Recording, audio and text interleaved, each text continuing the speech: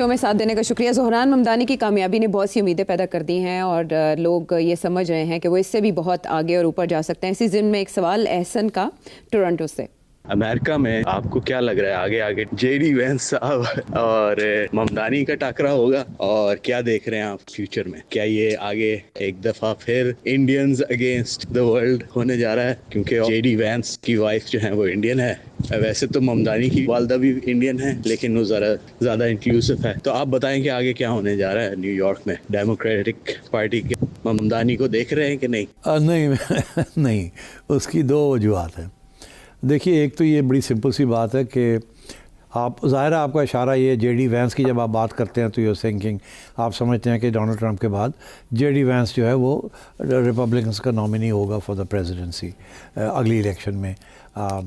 तो पहली बात तो ये है कि मैं समझता हूँ कि रिपब्लिकन्स जिसको भी मर्ज़ी खड़ा करें, there will have no chance of winning the next election. ये मैंने अब इसके रीजंस हर प्रोग्राम में आपको मैं कहता हूँ कि अमेरिका इज़ चेंजिंग और रिपब्लिकन्स आर आउट। जिस किस्म की वो पॉलिसीज़ लेके चल रहे हैं, they are not going to work. Democrats will only succeed अगर वो अपनी तब्दीलियाँ करें। मगर ममदानी ने जिस तरीके से हैंडल किया है, ऑलरेडी आप देखें थोड़ी सी स्विंग हो रही है टुवर्ड्स द रिपब्लिकन्स। ये जो इलेक्शंस आ रहे हैं आगे मिड टर्म में, आप देख लीजिएगा, Republicans will be defeated and more Democrats will come into Congress. तो एक तो ये। दूसरी चीज़ ये है कि so J D Vance is not a threat, number one. Number two Mamdani will not, वो प्रेसिडेंसी के लिए नहीं स्टैंड कर सकते। टेक्निकल रीज़न है वो, he is not born in America. वहाँ का जो प्रेसिडेंट है उसकी कंडीशन ये है, he has to be born in America. Mamdani साहब तो 2018 में ही formally was a became a naturalised citizen, he was not born in America. Presidency for that you need to have been born in America. तो वो technically he will be knocked out. बाकी I think he will B judged on the basis of his performance as mayor of न्यूयॉर्क। York by the way बहुत से challenges हैं उनके लिए। Let's see कितनी मैच्योरिटी है। एक अच्छी चीज़ है कि जो डेमोक्रेटिक कैंडिडेट है कोमो साहब, वो उन्होंने डिफीट एक्सेप्ट कर ली, और नॉट ओनली दैट उन्होंने कंसीड किया कि let us all work together to make New York the great city that it is. और अगर डेमोक्रेट्स की तरफ से सपोर्ट मिलता है ममदानी साहब को, तो then I think he has a good chance of success. Unfortunately democratic millionaires और बिलियनियर्स ने उसको सपोर्ट नहीं किया, बट मे बी अगर वो अपना थोड़ा सा एजेंडा जो है वो उसको थोड़ा सा ठीक कर लेते हैं, इतना एंटी कैपिटलिस्ट और एंटी एस्टैब्लिशमेंट एजेंडा को थोड़ा सा डाइल्यूट कर ले without diluting the pro people agenda, तो मेरा ख्याल है कि ही has a good chance. But बहुत से चैलेंजेस हैं, हर किस्म की कोशिश की जाएगी उनको फेल करने की। यू डोंट फॉरगेट कि मे बी 10-15 ईयर्स अगो एक और कैंडिडेट थे, मुझे उनका नाम नहीं याद आ रहा, जो कि इसी किस्म के एजेंडे के साथ आए थे, but he was defeated by the establishment New York lobby. Mamdani has been helped because इतने साल में बहुत कुछ फ़र्क हुआ है। जेन ज़ी और मिलेनियल की generation and the Israel factor and the genocide factor have all contributed to Mamdani's rise. इसने ममदानी साहब ने पहचान लिया है कि इस वक्त पल्स पे क्या चाहिए, and he is exploited that. So timing बहुत अच्छी है इनकी। तो वो दूसरी तरफ प्रेसिडेंट ट्रंप भी कह रहे हैं कि उन्हें अच्छा सलूक करना पड़ेगा ममदानी साहब को उनके साथ, और साथ ही वो ऐलान करें अब्राहम अकॉर्ड्स में एक और मुल्क की शमूलियत की, काज़ाख्स्तान।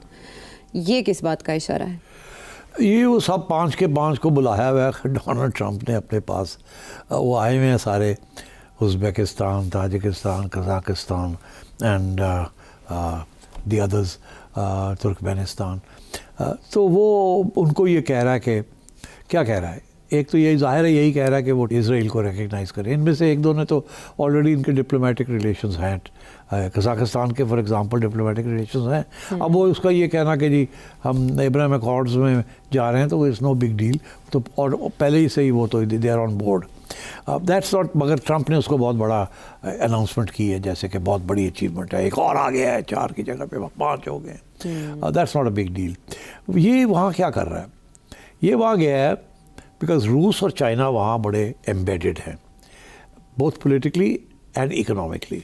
ये सेंट्रल एशियन स्टेट्स, इनका ताल्लुक हिस्टोरिकली रशिया के साथ रहा है। They were once part of Russia and of the Soviet Union. और अब चाइना ने बहुत से इनरोड्स किए हैं रोड एंड बेल्ट इनिशिएटिव का।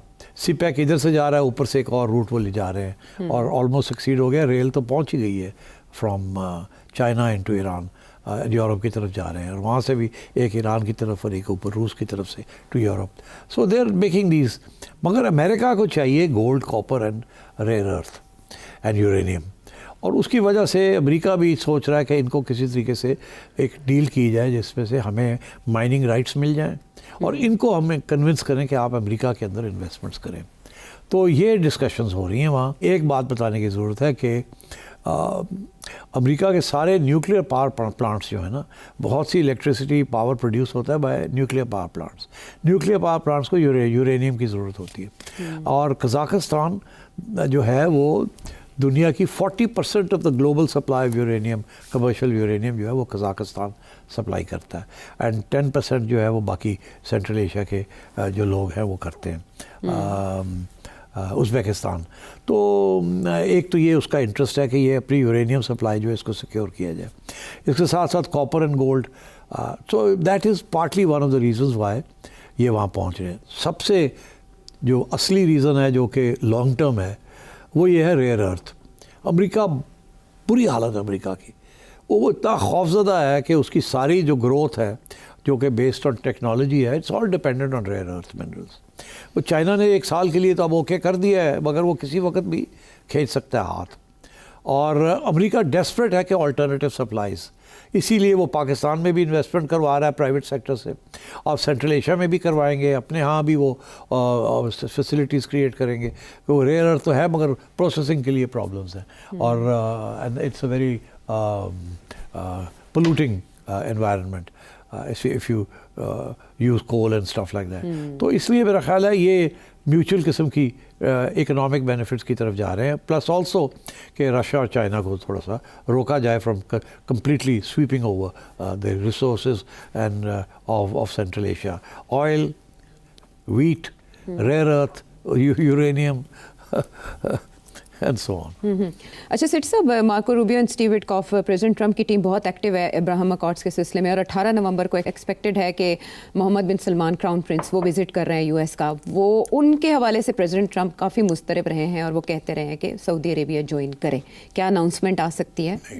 Not sooner. जब तक इसराइल वाला मामला है ना, इस वक्त फंसा हुआ है ना, ये जो फोर्स बनानी है जी, उसकी क्या स्टेबलाइजेशन वो यूएन के ज़रिए आएगी कि नहीं आएगी। और अब इसहाक डार साहब ने एक ऐसी बात कर दी है जो कि जिसको रेजिस्ट करना बड़ा मुश्किल हो जाएगा।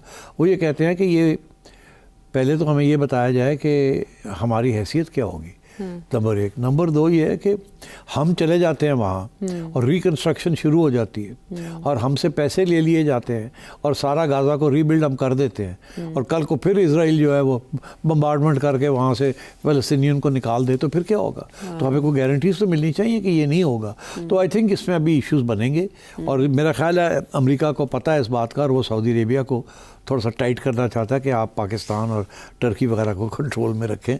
ये बड़े मुश्किल सवाल पूछ रहे हैं। चले, हमें आगे का भी नक्शा मिल गया। आमिर अहमद के सवाल का जवाब भी हो गया। शहरियार अमेरिका से, अमीन एटलांटा से, फरा लाहौर से, मुश्ताक अहमद कराची से, राना नवीद लाहौर से, शहजाद सलीम मलेशिया से के सवालों के लिए ममनून व मशकूर है। अगले प्रोग्राम तक के लिए इजाज़त है।